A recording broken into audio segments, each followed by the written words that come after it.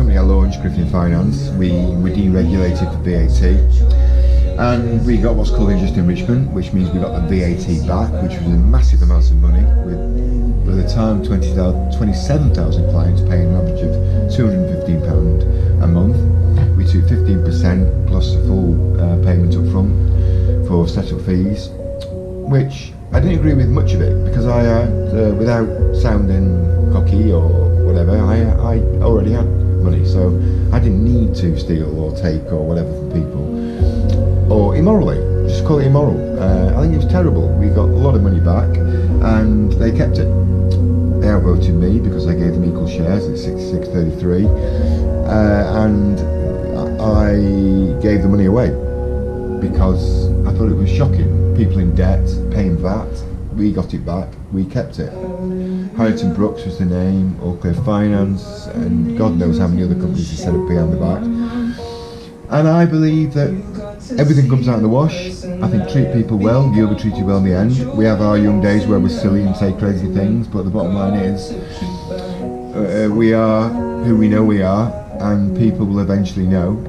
And you stick with integrity, morals, try and be, understanding and help people when you can, which I've done so many times. And the problem, the ridiculous problem that I always have is you give a friend money, like Mark Thompson. He had a cocaine problem, that's a fact. He asked me for £5,000 long time ago. Lives in Grappenhall, I think, somewhere, South Africa as well. And he came to me and said, can you give me 5,000 quid? And I've not seen him for a very long time. And I thought, well, he's going to be evicted, he lives with his mum, he's my age, and it wouldn't really change my life.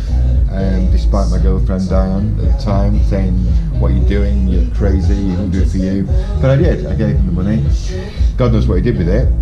But he turned out well, he had a good job, he worked for a good friend of mine, or he worked for a friend of mine, they set up his own business in South Africa. He sold it for a large, decent amount of money, and I believe he's probably very happy.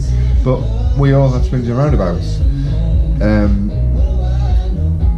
Lots of things to tell you. My mind is boggling. Some of the greatest people I know are just, you can see them all here. Mike Dorban, oh God, there's so many really good people. Julie Roberts and her husband, Mike Eckersley, John Bagnall. There's some fantastic people out there, but fortunately it's probably 80-20 where you get some really bad people who just want to see you fall on your face. But it's all about getting back up, as you've heard before, and looking at the poem If, listening to Ed, and kicking some bottom. I've had some really, really, really terrible experiences and some really great experiences, from the red carpet to having my freedom taken away, and it's been incredible. I've got to use that word because it has. And I'm sticking to all sorts of NDAs and gagging orders, but eventually, good things will happen. I hopefully will save lives, because a benzodiazepine anti-anxiety tablet is a shocking thing. Now, I know I'm all over the place now, I realise I'm rambling, but I want to give you a little heads up on who I am, and get to know me a little bit. I know it's only on voice, but hopefully you get to know me. I actually took 4 polygraphs one day because I was so annoyed about a situation, and I challenged Mr. Grady and Holmes to say, were you up to something behind my back? Did you sell the company to an American venture capital company? And he swore on his child's life, and I thought, well, nobody does that if they're telling lies. Nobody. I mean, can you imagine swearing on your child's life if you're doing something? I won't say what, but let's just say I came out with 1.5 million, a little bit more, and they came out with 20. And I was the founder, financier, designer, everything to do with it. They just managed it.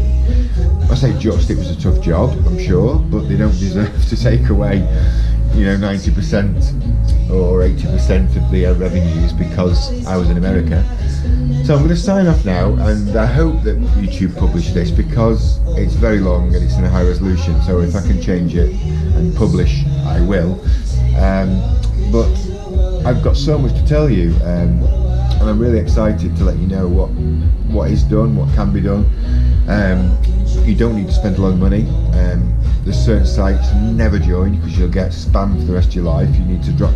Now, what I've noticed is I've tested all sorts of sites to do this report, and dating sites, you can block them, their email, which is incredible. You can block them, put them in spam, and they still email you. And that's because they grabbed your PC ID and an IP address, and they use a program which is, in my opinion, so immoral and I believe illegal.